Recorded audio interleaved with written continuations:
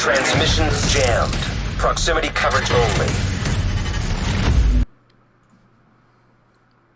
Hey guys, Jacob here. This is going to be a video on the Warlords of New York expansion. As you guys know, Warlords of New York will be here on March 3rd, 2020, which is like 9 or 10 days away. I can't remember 100%, but it's pretty much right around the corner.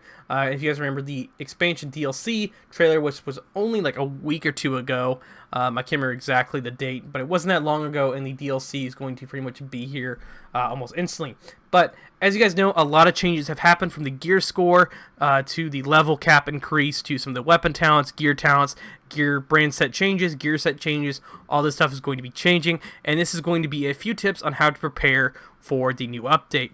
The first thing I'm going to talk about is pretty, standard, and that's going to be your credits. You guys will see in the bottom left corner here, I have 266,000 credits. You guys are going to sort through your gear or everything you pick up. If you don't need it, I'd recommend going to the vendors and selling it. That way you can add up as much currency as possible. When you go to your gear, your stash box, when you sort through all this stuff, if you actually know you're never going to use it, and you don't really want it and you're desperate on credits, then sell it. But if you know it has a pretty decent roll, like if you have a mask that has really high, like this 53% damage to elite, and when the stat changes in the new update, if it's something you really want, then I'd recommend hanging onto it. That way you could possibly roll this onto some future gear that you're going to be using. But if you know you're not going to use it, then I'd recommend, like, for example, if you know the brand set's going to be changed, like, for example, Wyvern's going to be changed and is going to be a utility style brand set, and you know you're not going to be using skill builds, then obviously you're going to be like me. I'm going to sell this because I won't be using Wyvern when it changes to a skill style brand set.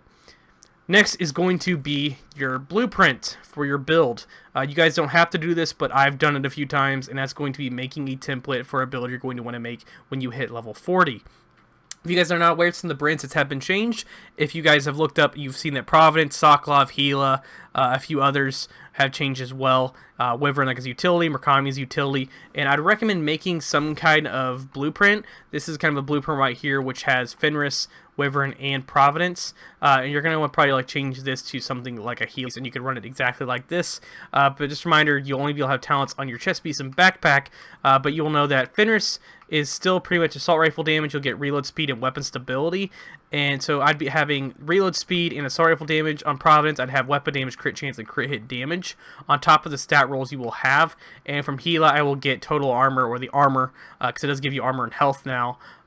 That's been changed. So instead of hazard, you'll have health. So you can pretty much take a picture or make a blueprint and kind of have a build, memorize what you want to make when you hit level 40, and try it out when the new update hits. That way you kind of have some kind of idea what you want to make, because if you don't, then you could just throw some pieces together and try out some of the new rolls and stuff. But I'd recommend just trying to possibly make something, that way you can test a few combos out when the new change comes right around the corner.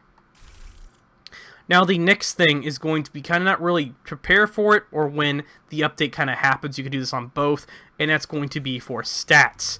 As you guys know, Alp Summit and Araldi are what a lot of people farm to get really high stat rolls. So if you guys want to farm for certain stats and try to get really high stat rolls, and some of the stats will be different when the game comes out.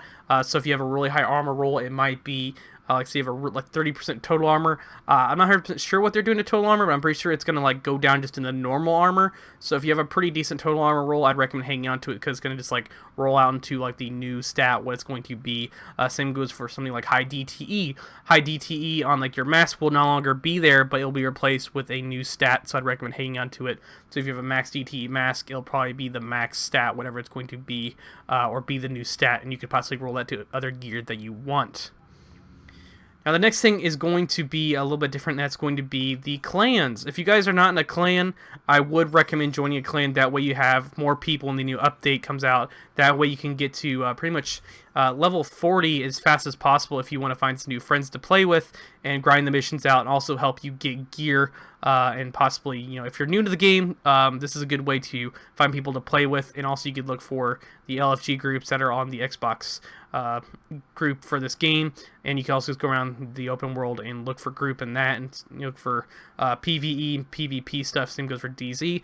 But I highly recommend joining a clan. That way you can get the clan cash, do the clan vendor, and also have some people to farm for the up to level 40. And also, if they find something they don't need, they could give it to you. That way you can add it to your gear and possibly make more builds that you want, and you'll also have more friends to play with. overall, that's just going to be a few things. One more thing is going to be the resources. This is going to be the last thing on the list. If you guys are aware of this, you will know you can farm places like, Solar Farm and a few other places like this little house over here, the little area you can farm. And there's places all around the map that give you electronics, ceramics, stuff like that. But I'd recommend farming around this area.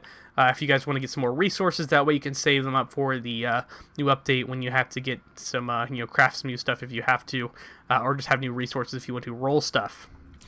But that's just a few things that I thought might help you guys. That's what I've been recommending to a few people who just started playing the game.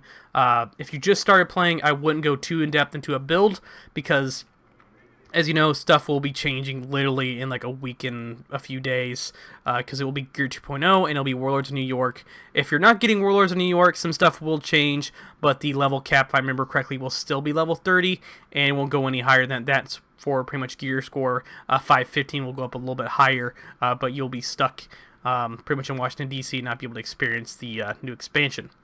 But overall, that's the few things I thought I might share with you guys to help you guys prepare. Hope it helps. Thank you guys all for watching. Make sure you subscribe for more daily and weekly Division 2 content, and I'll catch you guys all later.